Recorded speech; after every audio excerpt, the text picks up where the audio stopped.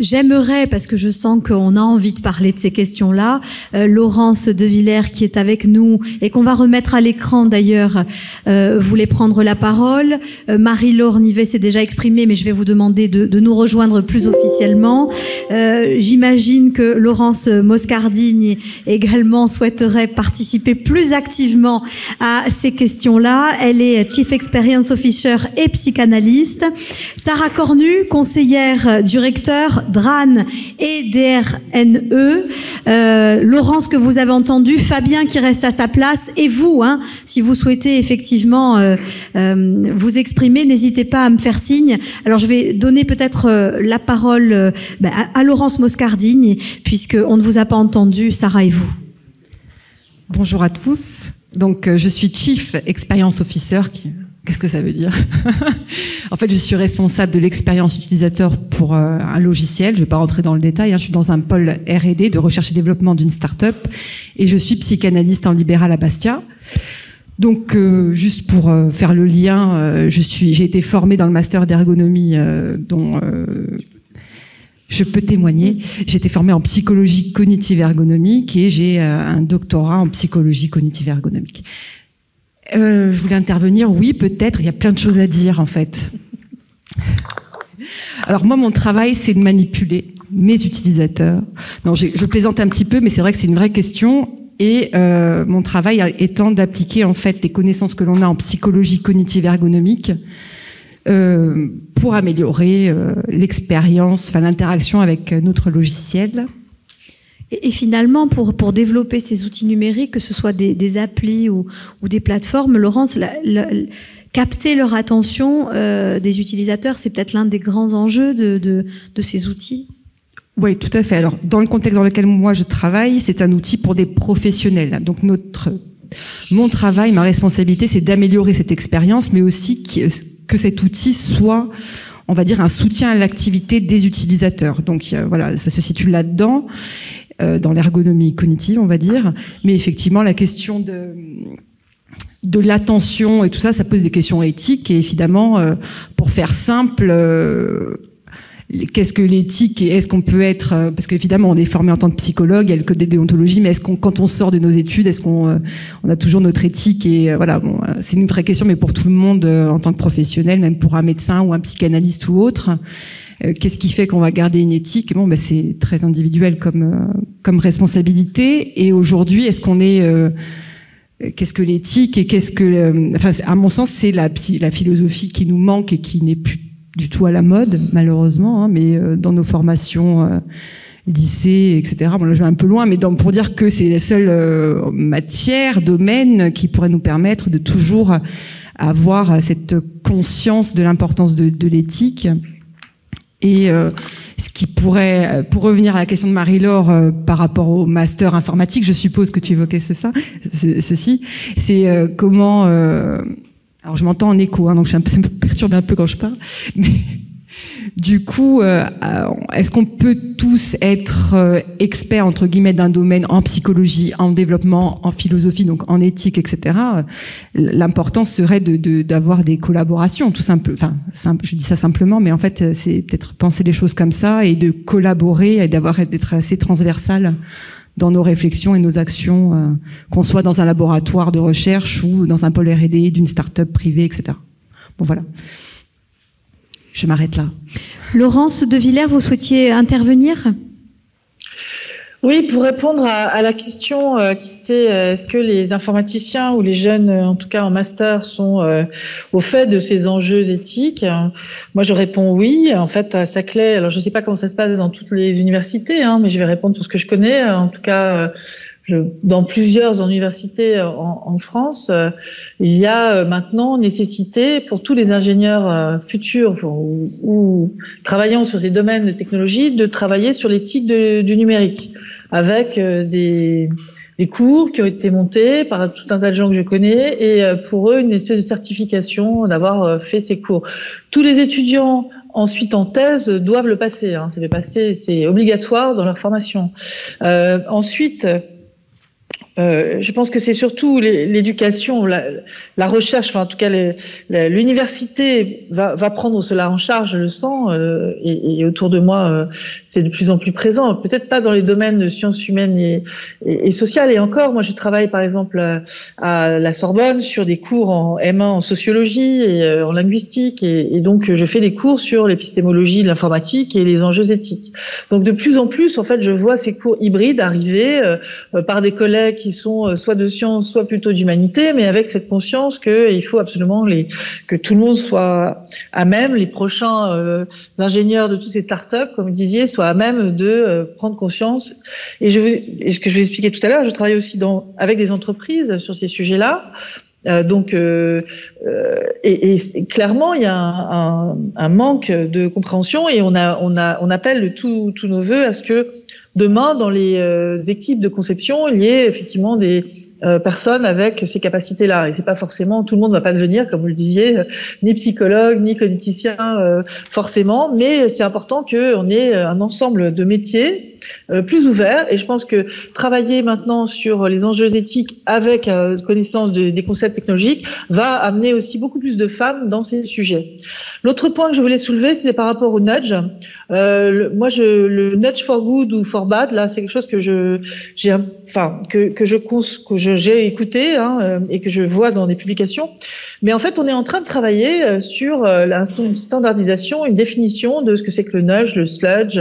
La chaire que j'ai montée, c'est justement sur le nudge digital, augmenté par des outils d'IA qui sont capables de détecter vos émotions pour manipuler encore mieux le comportement des gens en face. Et j'appelle effectivement à bien comprendre les limites de tout ça et la forte propension à manipuler.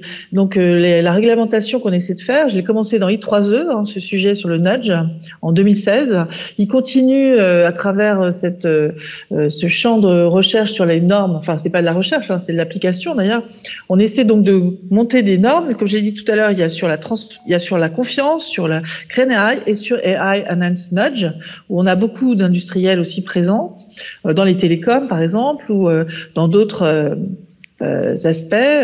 Et effectivement, c'est sous-jacent dans plein de sujets. Alors, il ne s'agit pas de dire que c'est bien ou mal, c'est ce qu'on a dit. Nous, on essaie de trouver comment on explique bien les mécanismes qui sont derrière et comment on peut mesurer un certain nombre de comportements, à la fois des biais, comme dont on parlait tout à l'heure, qu'est-ce qu'on pourrait avoir lors de la conception à vérifier, et ensuite lors des usages qui demandent en fait de pouvoir auditer ces systèmes ou de mesurer les différents usages, monitorer, je dirais.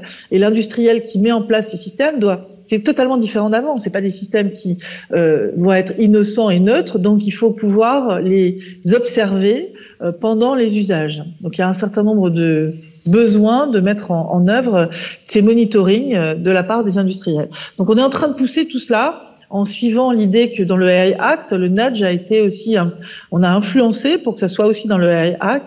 Donc il est interdit de profiler les gens, comme vous le savez déjà sûrement.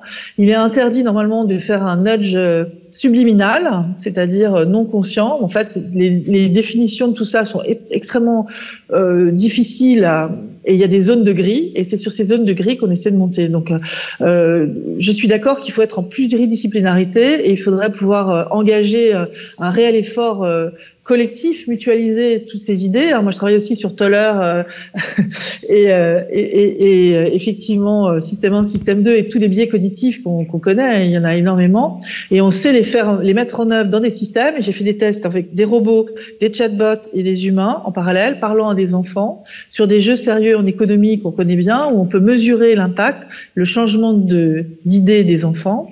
Et on peut montrer que les machines ont plus d'influence sur les enfants, notamment quand ils sont petits. Donc c'est pour ça que ça amène à l'éducation dont je parlais tout à l'heure, et travailler sur le 3e cycle lorsque les enfants, ils ont des portables de plus en plus tôt et ils ont des accès à ces sujets qui capturent leur attention, comme l'avait très bien dit, de plus en plus tôt. Donc une des capsules, c'est j'ai tout perdu, mon attention, mon argent à travers ces jeux. J'ai un autre sujet qui est qu'est-ce qu'être une fille sur ces réseaux, et il faut absolument travailler sur ces sujets-là. Donc le nudge, c'est un des sujets importants que l'Europe essaie de prendre en compte. Merci Laurent. J'aimerais qu'on donne la parole à celle que l'on n'a pas encore entendue. Il s'agit de Sarah Cornu, qui est conseillère du recteur, qui a exercé pas mal de fonctions d'encadrement, chef de projet, chargé de mission au sein de l'enseignement agricole technique et de l'enseignement supérieur du ministère de l'Agriculture dans les domaines de la formation professionnelle et de l'apprentissage. Alors Sarah, vous êtes DRAN et DRNE, déléguée régionale académique du numérique au numérique éducatif et directrice régionale du numérique pour l'éducation. Alors sur la deuxième partie de cette table ronde, la deuxième question du moins, comment sensibiliser aux usages du numérique? Donc je suis éducation nationale maintenant, donc depuis 2018, donc réponse de l'éducation nationale. Donc un certain nombre de choses se mettent en place depuis un certain nombre d'années. Notamment avec la sortie du cadre de référence des compétences numériques, le CRCN, et notamment la certification PICS que vous avez dû entendre et qui s'est mis en place pour les élèves de 3e et cycle terminal et également pour les étudiants. Où ça couvre 16 compétences, 5 domaines pour lesquels effectivement il y a des compétences sur la recherche, de la veille, pour sensibiliser aussi la bonne information, les fake news, sur les protections de leurs données personnelles. Donc un certain nombre de choses. On continue. Il y a une réflexion actuellement sur le cycle 3, justement, pour les élèves d'école élémentaire, où là, on est en train de voir quel type de compétences on va pouvoir atteindre par rapport à ces élèves, donc plutôt assez jeunes, CE2, CM1, CM2, et les sensibiliser déjà effectivement au numérique, puisqu'ils sont maintenant avec des téléphones portables, des tablettes, déjà au sein de l'éducation, mais aussi sur le côté personnel. Et puis, nous avons eu 2 documents de cadrage qui sont sortis là, fin janvier 2023. Donc, la stratégie du numérique pour l'éducation, donc un programme 2023-2027, où il y a eu toute une réflexion depuis mars 2022 avec l'ensemble de la communauté éducative, mais pas uniquement, l'ensemble des collectivités territoriales, des EdTech, des fédérations de parents, qui nous ont permis de pouvoir en fait sortir cette stratégie du numérique pour l'éducation, donc quelque chose au niveau national qu'on est en train de voir pour la décliner au niveau en fait du territoire de la région académique de Corse. On part pas de rien, il y a un certain nombre déjà de choses qui sont déjà mises en place. Il y a effectivement l'éducation média et l'information, comme vous l'avez souligné, où on a un certain nombre de choses qui se mettent en place avec aussi le réseau Canopé, avec des webinaires, des capsules, des choses qui existent sur des jeux, des serious games. Donc voilà, une sensibilisation, alors qui peut être effectivement pas toujours, on va dire, couverte sur l'ensemble du territoire. C'est aussi beaucoup d'initiatives et on essaye de former des enseignants du premier degré et du second degré, mais également une collaboration avec l'INSPE pour pouvoir aussi voir avec des futurs enseignants pour pouvoir leur donner une coloration aussi numérique et attirer l'attention pour qu'ils puissent développer l'esprit critique justement de leurs élèves. Donc voilà, et puis une deuxième sortie, après sur la charte pour l'éducation à la culture et la citoyenneté numérique. Donc là, c'est un peu le résultat de différentes instances, Conseil de l'Europe, Grenelle de l'éducation, les États généraux du numérique, qui nous ont permis en fait de sortir cette charte pour l'éducation, 14 articles, 3 parties, qui est faire du numérique. Donc ces 3 parties, c'est faire du numérique un espace d'émancipation, excusez-moi, et d'inclusion, faire du numérique un espace de droit, et puis faire du numérique un espace de vigilance. Donc ces choses-là se déclinent en 14 articles qui rentrent avec un objet institutionnel et qui devient un outil pédagogique et qu'on est en train de travailler effectivement par rapport à la formation de nos enseignants, que ce soit du premier et du second degré. Alors d'esprit critique et d'éthique, il en est également question dans vos cours. Marie-Laure Nivet, vous les avez fait introduire, ces cours d'éthique, il y a une dizaine d'années maintenant à l'Université de Corse. Vous êtes technophile, enseignant-chercheur en informatique, et pour autant, dans votre vie personnelle, vous avez choisi par exemple, de ne pas vivre avec un portable. Est-ce que c'est pour ces raisons de manipulation, d'addiction, de résistance à laquelle Fabien Girandola faisait allusion, résistance aux sollicitations permanentes? Oui, très clairement, j'ai éminemment conscience de cet aspect addictif, on va dire, de l'aspect très prenant de toutes ces sollicitations et notifications. Et c'est clair que dans le métier que je fais, les sollicitations ne manquent pas, donc j'essaye de m'en éviter des supplémentaires.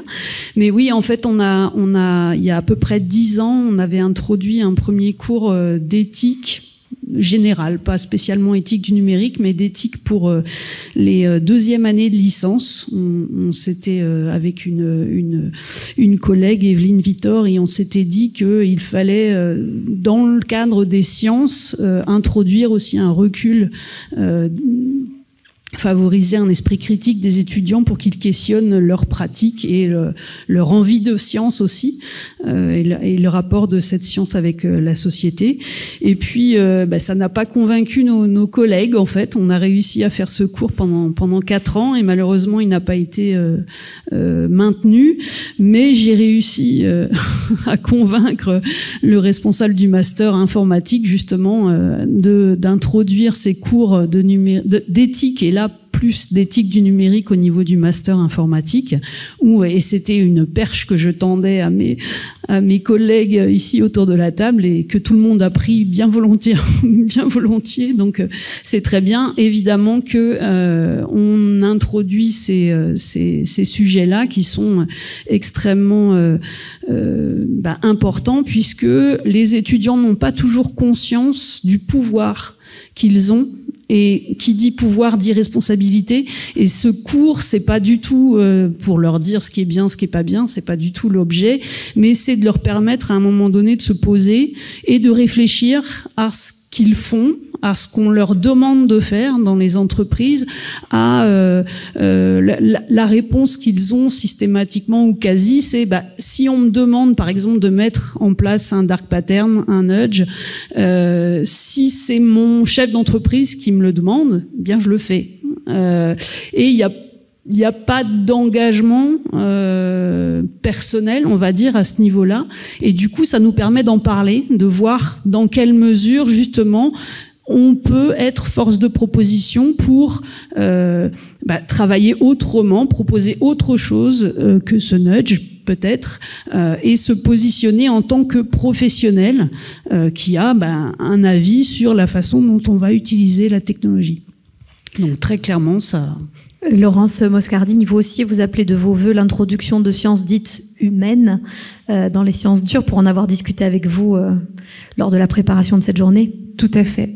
C'est déjà évidemment le cas, heureusement, mais peut-être, parce que oui, il y a des inégalités, est-ce que seulement les personnes qui auront fait un master ou un doctorat auront accès à des cours d'épistémologie, de philosophie, voilà. La question, c'est pour revenir sur la réflexion d'Alexandre Vican tout à l'heure, c'est la question des inégalités, et l'école est là aussi pour ça, mais je trouve qu'on demande beaucoup aux professeurs des écoles de maîtriser plein de choses. Donc bon, il y a un vrai problème, on va pas rentrer dans le détail, mais un vrai problème à ce niveau-là. Mais c'est pour ça que peut-être réfléchir à des interventions, je sais pas, une transdisciplinarité. Donc, on peut pas demander aux professeurs des écoles de maîtriser tous les sujets non plus. C'est déjà énorme le travail qu'ils font. Mais voilà, effectivement, oui, j'en appelle à l'introduction de la philosophie et pas que, et c'est la question, moi, en tant qu'enseignante, parce que j'ai aussi enseigné quelques années à l'université de Nanterre et à Corté, mais est-ce que d'écouter un cours de philosophie nous amène à maîtriser les concepts? Je ne sais pas.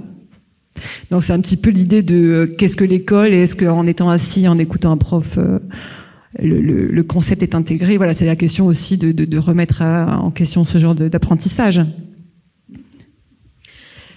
Juste, moi très clairement, dans les cours d'éthique, c'est absolument pas un cours d'éthique.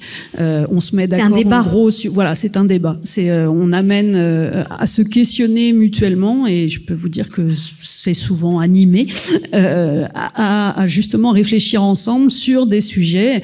Et les avis sont généralement très tranchés, et on explique bien que justement il n'y a pas de bien ou de mal, il n'y a pas de bonne solution. Parce que c'est un peu le principe de l'éthique, c'est que problématique arrive quand il n'y a pas de solution évidente et quand toutes les solutions peuvent être considérées comme bonnes selon les points de vue duquel on les regarde. Donc c'est tout cet apprentissage du critique, de la discussion, de l'écoute de l'autre qui est très importante et qui clairement fait défaut pour moi dans le modèle éducatif français, où on a un modèle avec le professeur qui vient là et qui est censé avoir la connaissance, et que qu'on essaye de démonter en disant non, et chacun a sa responsabilité dans cette prise de conscience et d'action.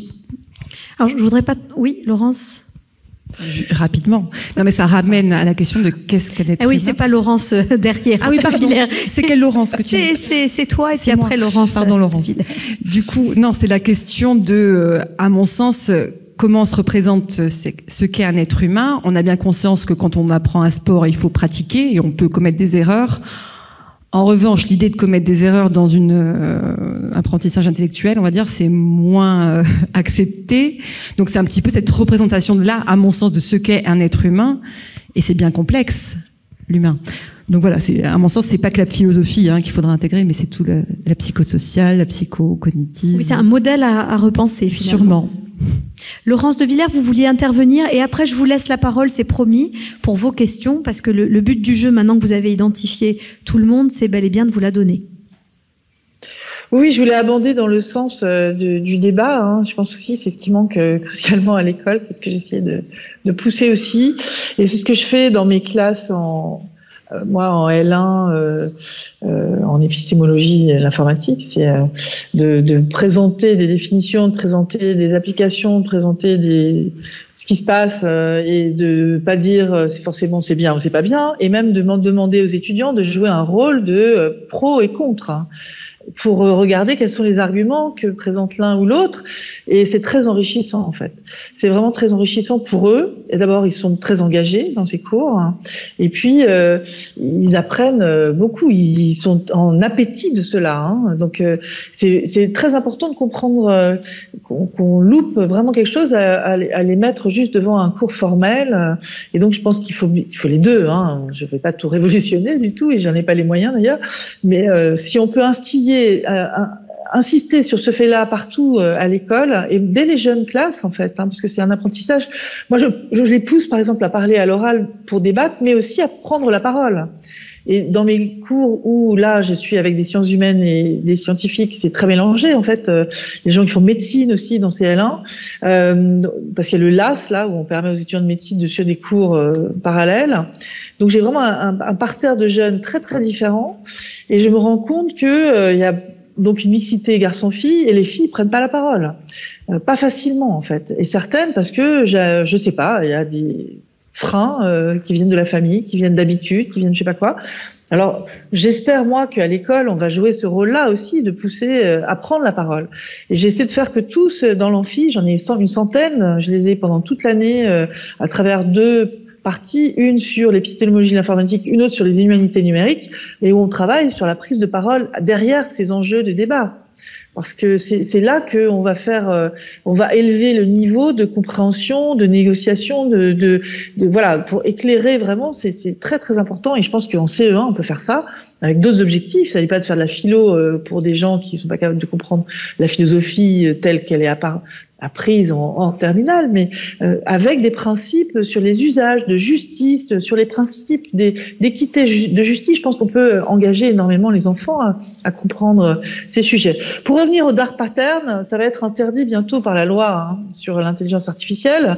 Donc il faut se dire, il faut comprendre un peu mieux où est-ce qu'il y a des nudges, faire comprendre aux industriels qu'ils sont en train de nudger. Donc c'est aussi des sujets sur lesquels on travaille, comment on va évaluer les risques et comment on va pouvoir interdire ou pas.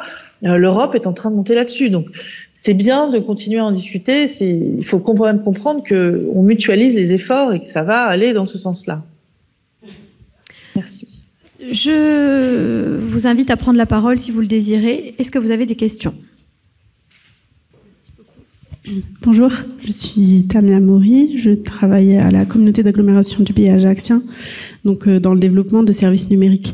Et j'aimerais savoir si on pouvait élargir la question que vous posez sur l'éthique qu'on est en train de diriger vers les développeurs ou les informaticiens ou les étudiants en informatique, alors même que, comme l'a dit Madame Nivet, le décideur ou le chef ou l'entrepreneur, lui, il recherche sa rentabilité. Il recherche, quand il a un site de e-commerce, à transformer le visiteur en consommateur. Et donc, lui, dans sa formation, oui, à l'école, mais également dans ses études, comment est-ce que lui aussi peut être sensibilisé à ces sujets-là, si on considère bien sûr que il y a une opposition entre l'éthique et la rentabilité de l'entreprise. Si je peux me permettre, là, sur ce point-là, le Hub Francia, par exemple, fait énormément de travail. Donc, c'est une mutualisation des efforts sur l'éthique et la compréhension de la future régulation pour des startups, tout un tas d'industriels. On a les grands groupes et beaucoup d'industriels. Je suis partie du board du Hub Francia, qui a cette stratégie de parler d'éthique, mais aussi de regarder ce qui est faisable, hein, et comment l'entreprise peut effectivement jouer avec ces différents niveaux. Ils sont tous très alertés. Ils répondent d'ailleurs sur la régulation à plein de sujets. Hein. On va rentrer dans les trilogues, c'est-à-dire après l'avis de l'Europe et du Parlement, il va se passer tout un tas. Enfin, il y a 3 entités qui vont discuter et on a encore le temps de faire interagir les gens. Et tous les industriels que je connais en IA sont très au fait de l'arrivée de cela. Ils ont déjà vu avec la RGPD qu'il fallait pas prendre trop de retard. Si la règle, la loi sur l'IA est en action début 2025, ce qui est un peu le premier semestre 2025, eh bien, il y a cette année et demie, ou de ces 2 ans, parce que ça va pas être immédiat non plus, hein, il y aura un temps pour adapter, pour que l'industrie monte au niveau. Hein. Donc, ça veut dire qu'en ce moment, c'est de l'acculturation partout. Rebonjour. Donc, je rebondis sur la question qui vient d'être posée par Tamia. On parlait du coup d'acculturation des entrepreneurs, mais il y a peut-être, je ne veux pas passer pour un complotiste, nécessairement des entrepreneurs, là je pense aux GAFAM, mais pas que, qui feront tout, comme on pu le faire peut-être Marlboro à une certaine époque pour rendre addicts les fumeurs, en employant des procédés pour lesquels ils ont été condamnés, mais très tardivement, feront tout pour les contourner, pour nous rendre les plus addicts possibles, les plus captifs possibles, et en nous délivrant de la dopamine dans nos cerveaux. Tout à fait. Et quand bien même nos développeurs, ingénieurs seraient super bien formés à l'éthique dans leur formation, est-ce que c'est pas peine perdue? Alors, oui et non, parce que ISO, si je peux me permettre, est en train de vouloir récupérer notre groupe sur le nudging, par exemple. L'ISO, ça embarque tout le monde, hein, d'accord? C'est mondial comme standardisation. Et d'autre part, sur le AI Act, ils font très attention à ça, parce qu'on s'est fait avoir une fois sur les réseaux sociaux, c'est-à-dire qu'on considère que c'est juste des tuyaux, et que donc ces géants du numérique qui nous proposent des tuyaux sont pas responsables du contenu. Et donc là, il n'est pas question de refaire la même erreur, c'est-à-dire que comme les LLM, par exemple, c'est Large Language Model, encapsulent des données, c'est plus facile de faire comprendre que de toute façon, il y a un côté manipulateur à ça déjà. Et donc, en fait, on va partager, en tout cas, la responsabilité entre les géants numériques qui proposent des plateformes ou des outils et les déployeurs, c'est entre provider et deployer. Il y aura une part quasiment autant de responsabilité sur la manipulation, les conséquences négatives. D'accord ? Donc, il y a vraiment une réflexion de fond. Alors, il faut espérer qu'il n'y ait pas trop d'acteurs contre, mais les lobbyistes, comme vous connaissez certainement, sont là à la fois sur le champ juridique, mais aussi en normalisation. Hein. C'est extrêmement monstrueux la façon dont ils essaient de freiner. Marie-Laure Nivet. Alors moi très clairement je prêche, donc j'avais réussi à introduire le cours pour les L2 de toutes, enfin en tout cas toutes les L2 sciences dues entre guillemets de l'université, et très clairement pour moi, et en rejoignant ce que Monsieur Girandola disait tout à l'heure, on ne peut agir que en amont, c'est-à-dire vraiment sensibiliser les gens, mais la population entière, pas simplement les étudiants, pas simplement à la rigueur, il devrait y avoir un permis d'utiliser le web ou un permis d'utiliser un portable. On ne devrait pas mettre, pour moi après je suis un peu extrémiste, mais on ne devrait pas mettre un portable dans les mains d'un jeune adolescent, voire d'un enfant, sans avoir un permis de bonne utilisation de ce portable, en tout cas sensibiliser, alors sous forme ludique, encore une fois, c'est pas des ne fais pas ci, ne fais pas ça, ou c'est pas des choses de ce type, mais sous forme de jeu. Alors je connaissais pas les sites que Monsieur Girandola nous a mis en référence, donc j'irai bien vite les voir, mais je pense qu'il y a un gros travail à faire, encore une fois, peut-être de l'éducation nationale, mais de la société en général, et peut-être des fournisseurs d'accès, peut-être, enfin, je pense qu'on a une prise de conscience globale et un besoin d'action globale pour réussir à vivre de façon le plus harmonieuse possible avec ça. Et très clairement, par contre, il faut aussi que la société dans son ensemble définisse un autre modèle économique. Tant que on sera basé que sur l'économie de l'attention pour les start-upers, c'est clair qu'on va avoir du mal, même si les dark patterns sont interdits, ils auront toujours, je leur fais confiance, une longueur d'avance sur les interdictions et réussiront toujours à trouver des nouveaux systèmes qui piégeront d'une certaine façon l'usager dans son utilisation d'une application. Sarah Cornu. Oui, je voulais aussi reprendre la parole parce que effectivement, ça concerne l'ensemble de la population. Nous, actuellement, l'éducation nationale, on a un gros volet également sur la e-parentalité. On a au sein de la Corse un territoire numérique éducatif qui est en train de se lancer, Corse du Sud. Et là, en fait, on travaille avec des associations donc à destination des familles pour aussi les sensibiliser au danger de l'écran, alors que ça soit téléphone, tablette, ordinateur, pour pouvoir aussi atteindre, parce que on a les enfants dans les écoles, dans les établissements, mais les parents, c'est toujours un peu complexe de pouvoir les toucher. Et donc là, c'est vrai qu'on a un gros volet pour pouvoir, on va dire en quelque sorte, éduquer les parents aussi à cette nouvelle, en tout cas à cette approche numérique. Voilà. Oui, en tout cas, merci de toutes ces contributions, c'est très éclairant. J'avais une question par rapport aux outils aujourd'hui qui pourraient, en tout cas aux moyens alternatifs, de contrer en fait des machines de guerre industrielles aujourd'hui qui sont à l'œuvre sur finalement une théorie du libéralisme numérique, c'est-à-dire que c'est un modèle dominant qui aujourd'hui a pignon sur rue et émet des normes qui sont des normes de facto.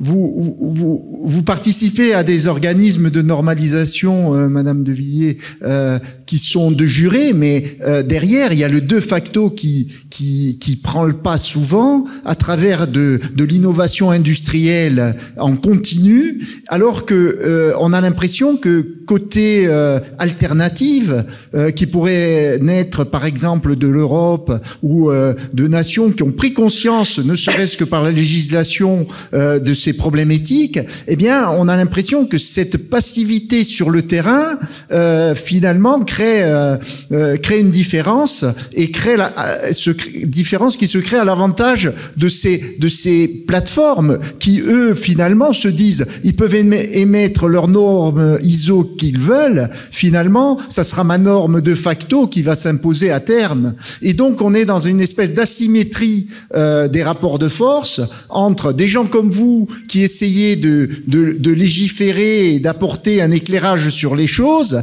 et des gens comme eux qui agissent au quotidien pour lancer des produits et les diffuser. Voilà une petite réflexion. Non, mais vous avez raison, hein, mais d'abord, il y a une action du gouvernement qui est pas faite et je ne sais pas comment on pourrait changer ça, mais si vous regardez Elon Musk, il y a une palanquée de brevets, n'est-ce pas? Eh bien, il y a une grande majorité des brevets qui viennent finalement de l'argent public des États-Unis. D'accord ? Nous, on a des stratégies différentes. Le marché est un marché ouvert. Il n'y a pas un marché public qui est restreint à des systèmes européens. Lorsqu'on prend pour l'école Microsoft et qu'on hésite, on ne donne pas la chance à développer des systèmes en France, il faudrait quand même se poser la question. Enfin, on regarde tous le grand frère américain, enfin pas moi en tout cas, mais certains, en disant voilà comment il faut faire. Mais pourquoi on n'applique pas tout dans ces cas-là?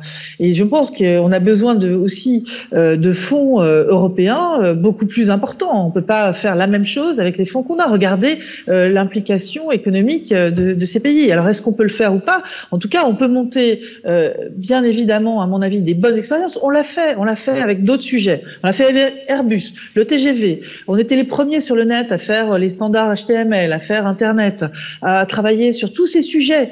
Donc on a la possibilité de mutualiser et d'avoir des efforts réels en Europe. Pour le numérique, je ne sais pas pourquoi, ça va trop vite, le gouvernement a pris du retard, on n'a pas été à même en Europe non plus de prendre conscience de ces sujets assez vite. Maintenant, c'est le cas, ça peut être bousculé. Regardez OpenAI, cet énorme truc, il n'est pas si vieux que ça. En très peu de temps, on peut changer la donne si on se donne les moyens et si on récupère les forces pour le faire.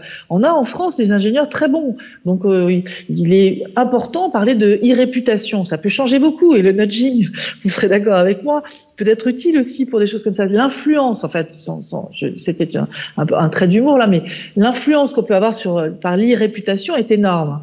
Et on peut très bien faire tomber ces énormes géants du numérique en peu de temps, hein, vous savez, sur des malversations récurrentes, sur le fait que les citoyens s'indignent et aient compris en fait d'où viennent les problèmes. On peut se retrouver devant des bouleversements. Il ne faut pas penser que c'est définitif. Et baisser les bras ne servira pas à engager plus, si vous voulez, l'effort à faire. Donc, moi, j'écoute beaucoup Thierry Breton. Je suis pas juriste, donc je ne peux pas prétendre faire cette loi du tout. Hein. J'essaie d'influencer sur les normes. Et on est venu chercher parce que je parlais d'éthique au plus grand nombre. Mais il est important, je pense, que ce soit un effort de tout le monde. Et on a là une force de persuasion à travers la société, hein, de faire dire que ce qu'on souhaite ou pas. J'avais écrit, par exemple, avant les dernières élections présidentielles, un manifeste Vague-IA à l'Élysée. Qui l'a lu? Personne. Pourtant, je l'ai envoyé à tous les présidents, enfin les présidentiables, ceux qui se présentaient. Et il y a eu très peu d'écho dans la société parce que personne n'était vigilant et comprenait en fait ce qui se passait. L'arrivée de ChatGPT est finalement quelque chose de bien parce que là, on a d'un seul coup un effet boomerang qui est waouh, qu'est-ce que c'est fantastique, on peut faire plein de choses. En même temps, j'en ai peur. Donc là, il y a une prise de conscience beaucoup plus forte. C'est un moment où je pense qu'il faut travailler sur la communication autour de ces sujets et où on a une possibilité de vraiment changer les choses.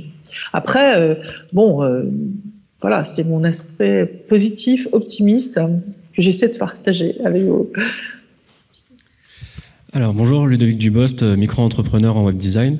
Moi je voulais revenir sur ce que vous avez dit, Marie-Laure Nivet, tout à l'heure, sur l'interdiction des dark patterns et le fait que les entreprises auraient toujours la volonté d'avoir une étape d'avance sur les législations.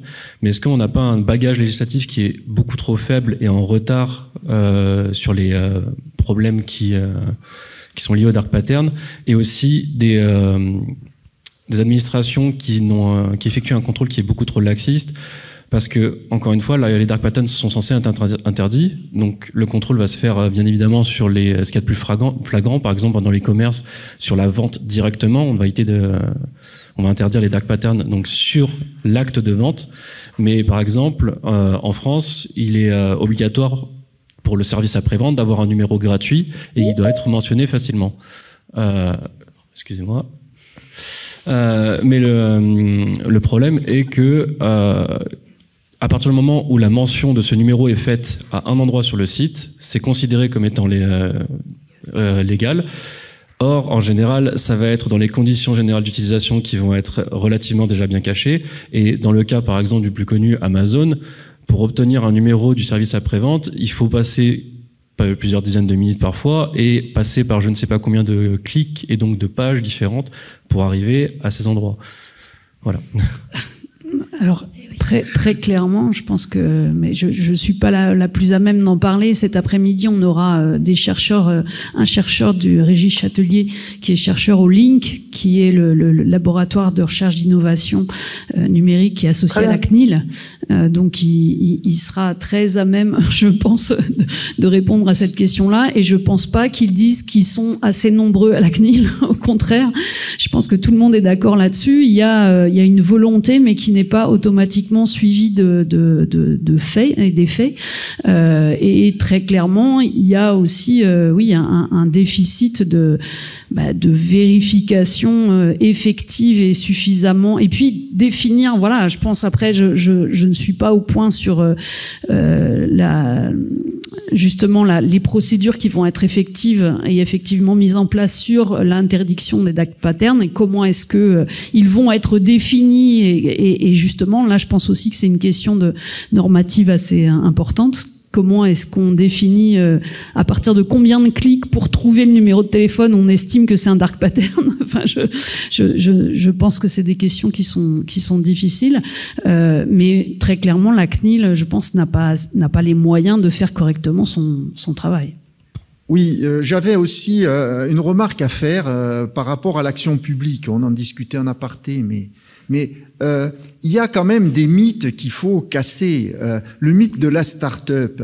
Je vois ici en Corse, dès que l'on parle start-up, il faut les aider. Mais pour moi, la question éthique doit se poser aussi pour les start-up, parce que on a cette espèce d'impression que le développement de la Corse de demain, c'est la start-up, quoi qu'elle fasse. Pourtant.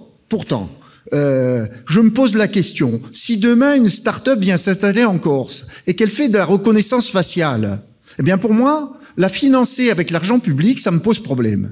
Alors, maintenant, et ce débat-là, eh bien c'est le débat caché, c'est-à-dire on n'ose pas en parler, parce que on est dans une espèce de vision entre guillemets élitiste et une vision complètement déformée par le mythe siliconien qu'on essaye de reproduire ici. Ça veut dire que quelque part, on est aliéné par une façon de voir le développement qui vient de l'extérieur et dont on est incapable de s'approprier. Et ça, je pense que c'est pas propre à la Corse. Peut-être c'est un phénomène aussi qui agit en France, qui a un effet au niveau national, voire européen, et qui finalement décomplexe ces startups et les décomplexe vis-à-vis de toutes les approches éthiques qu'on vient d'évoquer ce matin.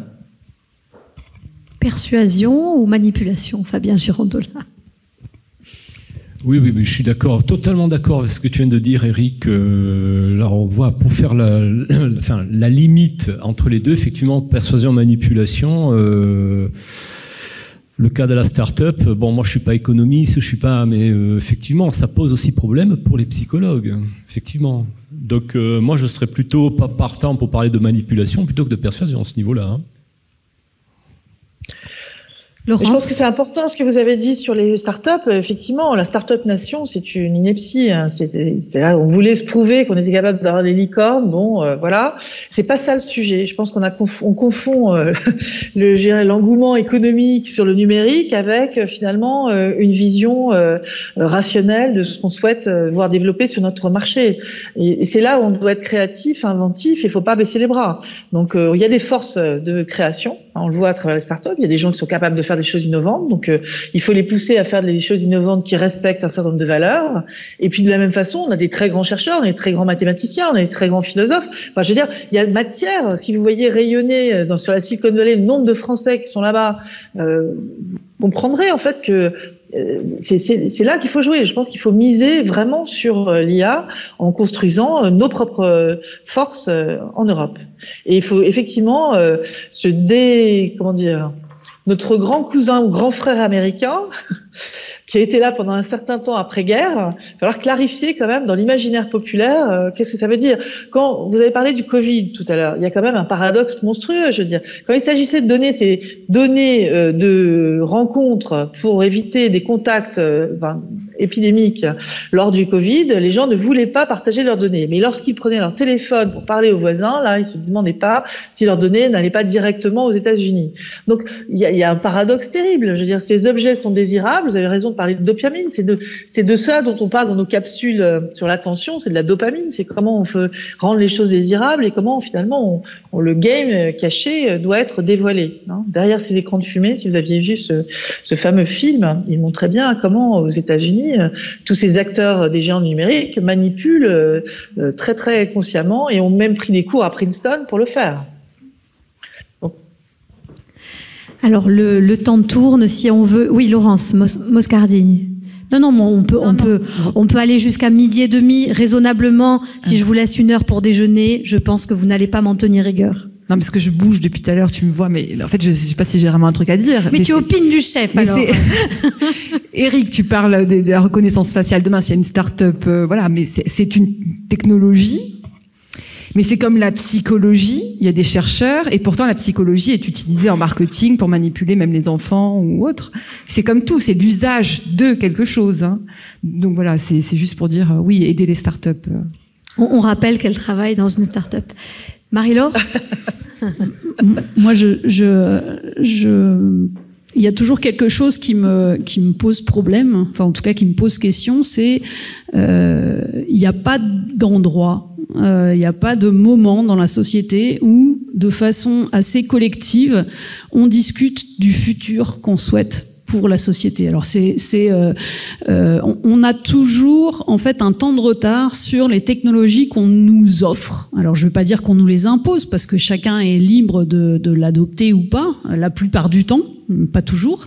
Mais en tout cas, on a un peu, on court derrière et on essaye de s'adapter et à aucun moment ou quasi on nous demande en tant que citoyen si on a envie de vivre par exemple dans une société où si je sors de chez moi quelqu'un va savoir que je sors de chez moi et même si tout le monde par facilité la plupart du temps on adopte des comportements qui font que, effectivement, on est pisté, on est tracé, on est profilé, on est tout ce qu'on veut. Il n'y a pas de moment collectif où on se pose la question, à froid, de savoir si c'est ce qu'on a envie de faire et si, on a envie de ces technologies-là et de ces avancées. Laurence Moscardini. Il y a un paradoxe qui est le paradoxe d'Amara, qui est que très naturellement, l'humain, enfin je pense que en tant que psychologue, vous n'allez pas me contredire là-dessus, je veux dire, qui fait qu'on a un engouement pour tout ce qui est nouveau. Donc avant même d'avoir anticipé quoi que ce soit, si vous voulez, l'humain va de lui-même vers ce qui lui semble nouveau, désirable, que le voisin n'aura peut-être pas, etc. Tout ça, c'est des biais cognitifs. Donc on va pas changer l'humain. Il a toujours fait ça.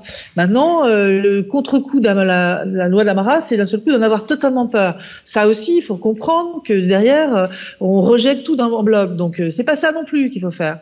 Le rejet en bloc n'apportera pas non plus le fait qu'on soit dans la course pour une économie positive, pour le bien-être de la société. Donc, je pense que trouver le milieu, c'est ce qu'il y a de plus compliqué. Merci. La deuxième Laurence Moscardini. C'est juste pour rebondir sur ce que disait Marie-Laure. On nous demandera pas. Non, je suis un peu extrême aussi. Et puisqu'on réduit ça, puisque on est en Corse, hein, y a pas. Est-ce qu'il y a des lieux, je demande moi en tant que citoyenne, est-ce qu'il y a des lieux où on peut réfléchir ensemble avec des références philosophiques, etc. Je ne sais pas. En dehors de l'université, en dehors des lieux politisés, je dis pas que je suis contre la politique, mais des lieux d'échange. À part le café philo de Bastia.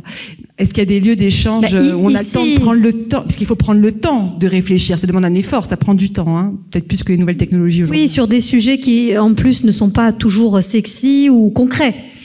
Très clairement, il y a un exemple, c'était la consultation 5G. Enfin, après, je sais pas ce qui, voilà, ça a été lancé, ça a été fait, et je pense que c'est une initiative, enfin, moi, que je trouve extrêmement importante et intéressante. Après, voilà, c'est une initiative, on va dire, côté politique qui essaye de demander à la population si elle en a envie ou dans quelle mesure elle aimerait que ça s'applique. Enfin, en tout cas, si elle a un avis sur la question. Et dans le même temps, de façon séparée, les fournisseurs d'accès ont un plan qui, lui, a du mal à attendre de savoir si... Et vous n'avez pas des think tanks en Corse? Parce qu'il y en a pléthore, là, sur le continent. Des think tanks, c'est-à-dire des groupes de réflexion, des laboratoires d'idées. C'est un peu là qu'on va trouver ces associations pluriformes, citoyennes. Alors ça existe en Corse aussi, moi je n'en connais pas. Après, est-ce qu'on s'en empare? Ça, c'est une autre question. C'est une autre question. J'aimerais justement que sur ces interrogations, j'en profite pour vous annoncer le programme de cet après-midi parce qu'il me semble éminemment lié et vous laisser une pause pour déjeuner d'1 heure, comme je me l'étais mentalement noté, puisqu'on va essayer de remettre le citoyen au cœur des décisions publiques avec d'autres interventions et une autre table ronde. Mariam Chama, qui s'est connectée tout à l'heure, nous parlera de l'apport des sciences comportementales. Régis Châtelier, auquel on a aussi fait allusion, nous parlera protection des données. Et puis la table ronde visera à faire partager différentes expériences occitanes, bretonnes et corse. Donc je vous invite évidemment à rester avec nous pour débattre, puisque cette journée existe et qu'on peut s'exprimer. C'est peut-être le moment d'en profiter. Merci de votre participation, de votre attention et de votre retour ponctuel à 13h30 précise.